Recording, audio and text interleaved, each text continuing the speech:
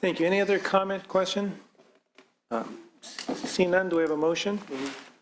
Moved by Senator Roth. Would you like to close, Senator Leno? Thank you for your time, for your consideration, and for all those who attended today on both sides of the issue, and I ask for your aye vote. Thank you. This is item number 4, SB 140 Leno. Electronic cigarettes do pass as amended to appropriations. Chair is recommending an aye vote. Call the members, please. Hernandez. Aye. Hernandez, aye. Nguyen. Hall. Mitchell. Monning. Aye. Monning, aye. Nielsen. Nielsen, no. Pan. Aye. Pan, aye. Roth. Aye. Roth, aye. Wolk. Wolk, aye. Currently has 5. We're going to place that bill on call. We're going to now move on to, Thank you, thank you, Mr. Senator. Chair and committee members. Item number 9, I believe Senator Hill. You're welcome. Senator Hill here? Okay. And thanks for moving 476 up.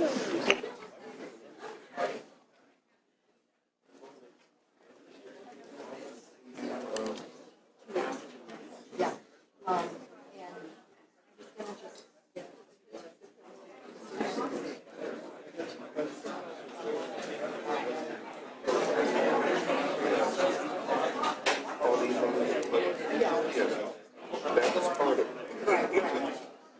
And then what you did was the decision on supplementary.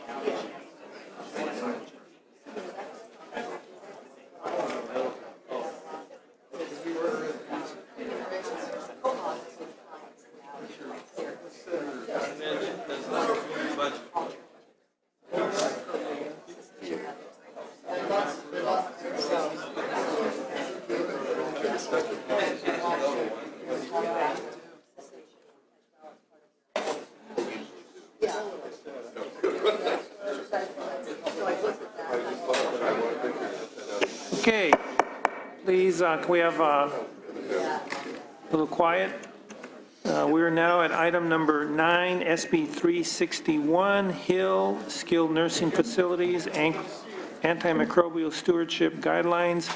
It's my understanding that there is no opposition, support on both sides. I'd appreciate if we can make it brief, and if you have individuals that like to speak in support, that they do the same as well. Senator Hill, thank you. I appreciate it, Mr. Chair. Thank you, and good evening. I want to accept the author's amendments in comment 7 of the analysis, and there's a mock-up that we'll be handing out right now. This just reduces the consequences of antibiotic resistance, a growing public health threat. I think all of you are aware of this. I had similar legislation last year that applied to California's hospitals. This now applies to those who were infected in healthcare facilities and skilled nursing facilities, and I would ask for your aye vote, members. Thank you. Thank you. Any comments, questions from any of the members? Is there any support? Any support? Any opposition? Seeing no comments, yes, we have a motion by Senator Monning to move the bill. Did I see somebody? She wanted to do a B2 real fast. We do have a support. My apologies, Senator Hernandez. Misty Johnson on behalf of the California Optometric Association in support. Thank you. So we have a motion by Senator Monning. Chair's recommendation aye. Item number 9, SB 361 Hill, do pass as amended to appropriations. Call the members. Hernandez. Aye. Hernandez, aye. Nguyen. Nguyen, aye. Hall. Mitchell. Monning. Aye. Monning, aye. Nielsen. Nielsen, aye. Pan. Aye. Pan, aye. Roth. Aye. Roth, aye. Wolk. Wolk, aye. 7. Thank you. We're at item number 11, SB 658 Hill, automated external defibrillators. Please proceed. Thank you, Mr. Chair. In 1999, the legislature mandated that building owners comply with a laundry list of requirements in order to be exempt from liability stemming from the use of AEDs placed in their buildings. Technology has obviously advanced in the last 16 years. AEDs are now much more fail-safe and easy for bystanders to use. These devices now have voice commands that tell Good Samaritans what to do. They even have built-in computers that monitor the heart rhythm of the cardiac victim to determine if a shock should be administered. What this bill does is updates the outdated laundry list of requirements that building owners have to comply with in order to get more AEDs deployed around the state. The facts are clear. When more AEDs are available, more lives are saved. Sudden cardiac arrest kills nearly 1,000 people per day in the U.S. A study by Johns Hopkins University found that Samaritan access to AEDs doubles survival rate in sudden heart attacks. So existing law has several requirements. Physician has to be involved with the placement. AED must be checked every month. AED use must be reported to a physician. Employees must be trained in AED use, and building owners must have a written plan for AED use. Information must be made available on best practices, and tenants have to be annually notified about the AED. This bill makes changes. Three things: annual testing and maintenance of the AED, notification to the local EMS agency about the location of the AED so first responders know where it's located. And this is important because obviously ambulance on the way, they want to know where to go, and compliance with all regulations governing the place of these AEDs. We've got nothing to lose, and only 10% of victims who suffer a cardiac arrest outside of a hospital setting survive. So I can go into more details, Mr. Chair, but I believe this bill will save lives in the long run, and making these changes, we'll see more AEDs in buildings around California. Thank you. We'll do the support. Anybody in support, please state your name and position. Yes, Greg Herner on behalf of El Camino Hospital. Unfortunately, Brenda Tossick was here, but she had to go back, as I'm sure you can understand. I think in the late evening. And I think Senator Hill has covered the point very well. The only thing I'll add is El Camino has been working extensively in their local community to develop what's called a Pulse Point app, which, among other things, and directing Good Samaritans to where they can help with a cardiac arrest, it also provides the locations of AEDs. So your vote today means that more AEDs are out there. This was Senator Hill is trying to address the biggest problem in getting AEDs deployed that El Camino has found when working with local businesses, nonprofits, and emergency responders in the local community. Appreciate your support to save lives. Thank you. Please proceed. Good evening. Thank you for allowing me to voice our support for SB 658. My name is Julia Kim. I'm an instructor with the American Red Cross. I've taught CPR and AED classes for the past 15 years. 800,000 people suffer cardiac emergencies in the year, and 457,000 of those will suffer a second heart attack. 1 out of 3 women suffer heart attacks every year. It's the #1 killer of women. The most common feedback I have gotten from my students after teaching them how to use an AED is how simple it is and how easy it is, and their excitement about being able to use that device. For every minute we do not get an AED on a person, they lose 10% chance of survival. Thank you. Thank you. Anyone else in support? State your name. Thank you, Mr. Chairman. David Ford on behalf of Stanford University Health and the Silicon Valley Leadership Group in support of the bill. Amber King with the Association of California Healthcare Districts in support. Thank you. Misty Johnson on behalf of Felix Electrics in support. Michael Radigan on behalf of the Board of Supervisors, Santa Clara County, in support. Chris McKaylee on behalf of the Civil Justice Association in California and the California Ambulance Association. Jamie Morgan with the American Heart and American Stroke Association in support. Thank you. Any opposition? Questions, comments? I believe Senator Roth was first and Senator Pan. Well, let me just say this. I'm inclined to vote for the bill to certainly get it out of committee. I am a little bit concerned about the elimination of training for CPR. Maybe there's CPR training provided in some other code section for employers, for employees. I'm concerned about not having some level of CPR training occurring in the workplace.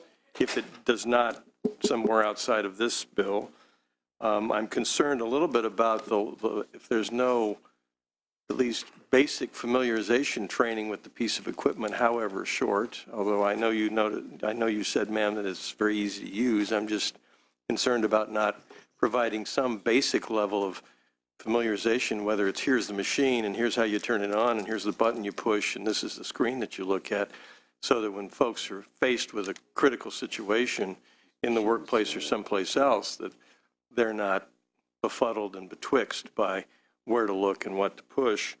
And lastly, I'm a little concerned about the readiness checks and whether it's 30 days or 90 days. I'm not familiar with the piece of equipment or the battery life, but if it's a battery operated piece of equipment. But I would think that at some point, during some interval, there at least ought to be some operational check to make sure that the thing works when it's needed to work, because I can't imagine a more tragic situation than to rely on a piece of equipment to not have trained CPR folks and then have somebody suffer a heart attack without some life-saving piece of equipment or life-saving trained person to administer the technique. So I'm inclined to support, but those are my issues, Senator Hill. Thank you, Senator Roth. Thank you. In terms of the AED, I support your bill. I think that it's going to be very important. The one concern I have actually has to do with the maintenance, because in terms of the battery life, and especially if it's been used, we want to be sure that the battery, the charging and so forth. So I hope that you can take a look at the 1 year, for example, maybe the battery can last a whole year. Does the battery last a whole year if it's been used once or twice during the year? What's the requirement once the thing's been used to ensure that it's back up to its full capacity? To just be sure that the equipment is actually workable. I've seen them. I know they're very self-explanatory. I mean, it's certainly helpful to have a little training, but I think it's very self-explanatory, and I support what you're trying to do with the bill. So I just hope that you'll look at the bill, but I will be supporting the bill. Thank you. Thank you, Senator. Senator Mitchell. Thank you. I do have a question regarding the concern expressed by the opposition about the elimination of the CPR training. Training to know how to use the machine, I'm assuming, is separate from CPR training. Is that expressed opposition because to fully assist the potential victim, you have to use the machine and CPR? What's the correlation between the machine and CPR? The quicker we can get an AED on someone, the better it's going to be. I get that. If someone comes on scene and a person is down and an AED is available, we will put the pads on that person immediately, not even doing CPR. Right. So what's the correlation between the CPR training? CPR is... I get that if there's no machine, you do CPR in the absence of a machine. Correct. But what's the opposition that if a machine is on site and then we're not doing the CPR training? I was trying to get the link. You follow me? I do. I follow. I know exactly what you're saying, and I don't see a link other than to kind of confuse the subject. Okay. Thank you. Senator Monti. Thank you, Mr. Chair, and thank you for bringing this forward. My understanding, defibrillators have saved millions of lives. I had the honor of working with the inventor, Dr. Bernard Lown. When they first developed this, they used laboratory animals who were clinically dead, and using a DC current were able to start the heart. When they tried to get approval to use them on humans, the FDA opposition was it might hurt somebody. And they said, well, it would only be used on somebody whose heart has stopped and they're not alive. So the risk, there's little risk, but there is the prospect of saving life, actually reviving, using the current to get the heart beating again. My understanding is the new portable machines, not paddles in a hospital, but in airports, public buildings, workplaces, the technology has been so refined that some have a voice that walks you through what to do. And so the balance, ideally, people are trained in advance. But if it's your relative who's on the ground who might be saved by somebody having access to the machine, if one life is saved by somebody who wasn't trained in CPR, I come down on that side of the life-saving potential. That said, I think we should fully explore ways that where equipment is deployed, that there's training where possible, voluntary refresher with employees or staff. I think we could look into ways to incentivize raising the caliber of people that might be in a workplace, but it will save lives, and I will be supporting the bill. Thank you very much, Senator Hall. Thank you. I, too, will be supporting the bill. Thank you for bringing it forward. I believe there was some discussion about a bill similar to this about a year, 2 years ago. And I agree with Senator Roth and Monty in terms of training, et cetera. It's something that we have to make sure that we are providing as best as possible. At the end of the day, even with the opposition coming forward, speaking in opposition against it, at the end of the day, if there was their mother or their father or one of their loved ones at the, laying on the ground, I'm quite sure they would be appreciative if one of these devices were available to resuscitate or survive their family members as well. So That being said, I look forward to supporting it once it comes up for vote. Thank you. Thank you. Seeing no other, Senator Roth. I apologize. I just want to make one point. I mean, I think there's a difference between training and familiarization. I mean, you certainly have to, if you're in a workplace, you certainly need to tell people where the machine is. And in the course of that, you probably can say, and oh, by the way, it's got a big red button and it's got a screen and it's going to talk to you. And that's what I'm talking about. So somebody knows where it is and knows which button to push to start the automated process. So, thank you. Thank you. Seeing no other questions or comments, is there a motion? Moved by Senator Hall. How would you like to close? Thank you, Mr. Chair. And members, I really appreciate the questions and the comment because there's a lot of value to those because we're taking, the goal today is to try to, I'm sorry? It's late. Yes, I know. Respectfully ask for your aye vote, members. Thank you. Thank you. Item number 11, SB 658, due pass to judiciary. Call the members. Aye. Hernandez. Aye. Hernandez, aye. Nguyen. Nguyen, aye. Hall. Aye. Hall, aye. Mitchell. Mitchell, aye. Monning. Monning, aye. Nielsen. Nielsen, aye. Pan. Pan, aye. Roth. Roth, aye. Wolk. Wolk, aye.